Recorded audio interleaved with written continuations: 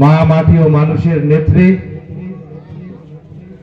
বাংলাদেশের ইতিহাসে সবচেয়ে আপোষহীন চরিত্র, যিনি দেশের স্বাধীনতা, সার্বভৌমত্ব, গণতন্ত্রের পুনরুদ্ধারের জন্য তার সারাটা জীবন এই দুনিয়া থেকে আল্লাহর ডাকে সাড়া দেওয়া পর্যন্ত এই পুরো সময়টা যিনি অত্যন্ত আপোষহীন ভাবে কাটিয়েছেন, আমাদের নেত্রী, আমাদের গণতন্ত্রের মা, দেশ নেত্রী বেগম খালেদা জিয়ার জন্য আজকে আমরা রুহের মাগফিরাত করে দোয়া করার জন্য এখানে এসেছি। ইতিমধ্যে আপনারা জানেন ত্রয়োদশ জাতীয় সংসদ নির্বাচন চলে আসছে। 17 বছর অত্যন্ত জুলুমের মধ্যে দিয়ে দেশটি, বিশেষ করে আমাদের নেত্রী বেগম খালেদা জিয়া অত্যন্ত কষ্ট করে এই দিনটার জন্য কিন্তু চেষ্টা করে গেছেন। আমাদের নেতা এবং তৃণমূলের একজন মানুষের সাথে সেতু বন্ধন হয় শুধু একটা ভোটের মাধ্যমে।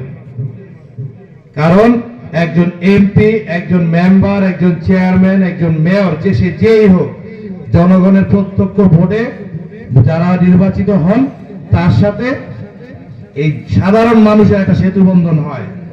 একটা খারাপ আচরণে তখন একটা মানুষ বলতে পারে, আচ্ছা 5 বছর পর আবার আইসেন একটা ভোট চাইতে, নাকি? আর যিনি হন তার মধ্যে একটা দায়িত্ববোধ থাকে, একটা ভয় থাকে যে আমার 5 বছর পরে আবার ভোট চাইতে যেতে হবে। এই 17 বছরে এই প্রক্রিয়াটা কিন্তু নষ্ট করে দিয়েছিল, যার কারণে যিনি এমপি হয়েছেন বা বড় বড় জায়গায় বসেছেন তার সাথে এই যে যারা কারিগর, যারা ভোটার, তাদের সাথে কোনো সম্পর্ক ছিল না, কারোর প্রতি কারো কোনো দায়বদ্ধতা ছিল না। এটার প্রমাণ আমরা যদি মদনপুর থেকে মদনগঞ্জের যে রাস্তাটা দেখি, দেখলেই কিন্তু বোঝা যায় আদৌ এখানে মানুষ চলাচলের কোন উপযোগী অবস্থা আছে কিনা। এটারও বিভিন্ন ক্ষেত্রে এটা আমরা দেখতে পাই, কারণ নেতাদের সাথে জনগণের কোনো দায়বদ্ধতার জায়গা ছিল না।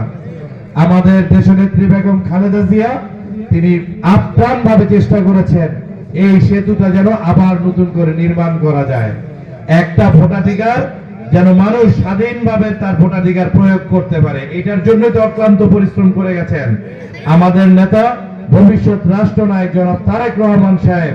তিনি অক্লান্ত ভাবে পরিশ্রম করে গেছেন, সবাইকে ঐক্যবদ্ধ রাখার চেষ্টা করেছেন, মানুষ যেন তার ভোটাধিকার ফিরে পায়। এই ভোটের মাধ্যমে নেতা এবং জনতার সাথে যেন একটা সম্পর্ক স্থাপিত হয়। আপনারা এখানে জানেন, যারা পিছনে আমার মা বোনরা বসা আছেন, আমাদের দেশ নেত্রী বেগম খালেদা জিয়া প্রথম কিন্তু উপবৃত্তির ব্যবস্থা করেছিলেন। তিনি কিন্তু নারী শিক্ষার প্রতি সব সময় জোর দিয়েছেন। আপনারা নারী, আপনারা কিন্তু বেগম খালেদা জিয়াকে এবং বিএনপিকে বারবার আপনাদের ভোটে নির্বাচিত আপনারা করেছেন। সে সাথে আমাদের যে চাচা, যারা ভাইয়েরা যারা সামনে বসা আছেন, আপনারা অত্যন্ত কষ্ট করে আপনারা কিন্তু ধানের শীষকে আগলে রেখেছেন যে কোনো পরিস্থিতি পরিবেশেই। আপনারা দেখেছেন নির্বাচন কিন্তু এই 17 বছরও হয়েছে। দিনের ভোট কখন হয়েছে? রাতে হয়েছে। আবার অটো পাসও হয়েছে, হয়েছে না? ভোট কিন্তু দেওয়া যায় নাই।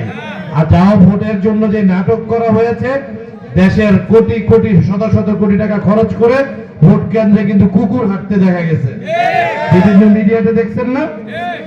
এখন আমরা যে নির্বাচনটা যাচ্ছি, এই নির্বাচনটা হালকা করে নেওয়ার সুযোগ নাই।